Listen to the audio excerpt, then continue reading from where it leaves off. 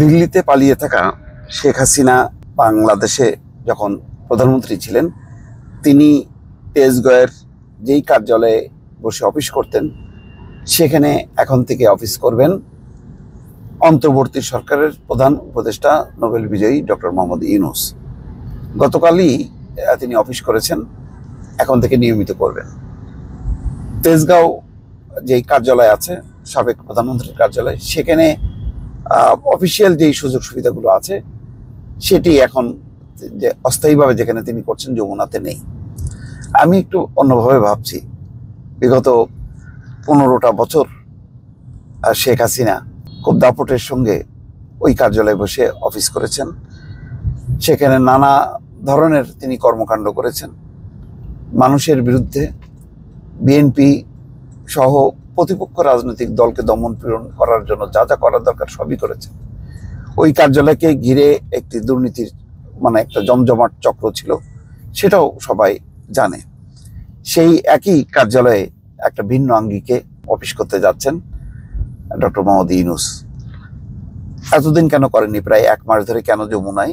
তার ব্যাখ্যা হলো এই: 5ই আগস্ট শেখ হাসিনার পতনের পর ছাত্র জনতা বিভিন্ন অফিস, বিভিন্ন ভবন দখল করে, গণভবনে হামলা চালায়, তছনছ করে, প্রধানমন্ত্রীর এই কার্যালয়েও হামলা চালায়, সংসদ ভবনে একইভাবে প্রবেশ করে, জনতা উল্লাস করে।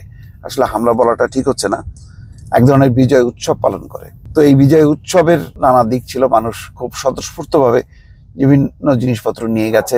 প্রধানমন্ত্রীর কার্যালয়ের নাম যেখানে ছিল, প্রধানমন্ত্রীর ছবি ভাঙচুর করে। তো সেইগুলি এখন মেরামত হয়েছে, এই জন্যই তিনি যমুনায় অস্থায়ীভাবে অফিস করছিলেন। এখন সেগুলি সব ঠিকঠাক হয়ে গেছে। এখন থেকে গতকাল থেকে অলরেডি শুরু করেছেন, আজকে থেকে হয়তো পূর্ণভাবে তিনি অফিস করবেন।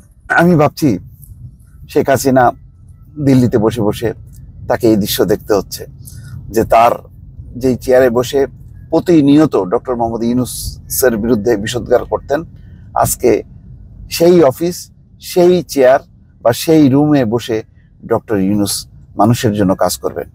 এই দৃশ্যটাও আজকে বা এই খবরগুলো তাকে দিল্লিতে বসে দেখতে হচ্ছে, জানতে হচ্ছে। এইটা আমি বলবো যে এটা শেখ হাসিনার জন্য এক ধরনের শাস্তি, এবং এটা যথার্থ ছিল। তিনি এমন একটি পরিস্থিতি তৈরি করেছিলেন যে ওই প্রধানমন্ত্রীর কার্যালয়, ওই গণভবন, এটা সরকারি কোনো সম্পত্তি না, এটা হচ্ছে তার ব্যক্তিগত সম্পত্তি। তিনি যতদিন বেঁচে আছেন, তিনি বঙ্গবন্ধুর কন্যা হিসেবে তিনি ততদিন যেন উত্তরাধিকার সূত্রে এইগুলি মালিকানা থাকবে এবং তিনি সেখানে অফিস চালাবেন।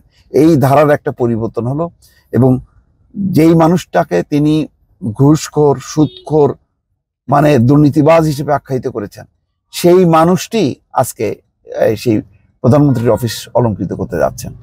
এটা হচ্ছে ইতিহাসের শিক্ষা। এইসব শিক্ষা থেকে স্বৈরাচারদের বিশেষ করে শিক্ষা নেওয়া উচিত। কিন্তু বাস্তবতা হলো এই, যে ইতিহাস থেকে কেউ কখনো শিক্ষা নেয় না। দর্শক, ভালো থাকবেন। আল্লাহ হাফেজ।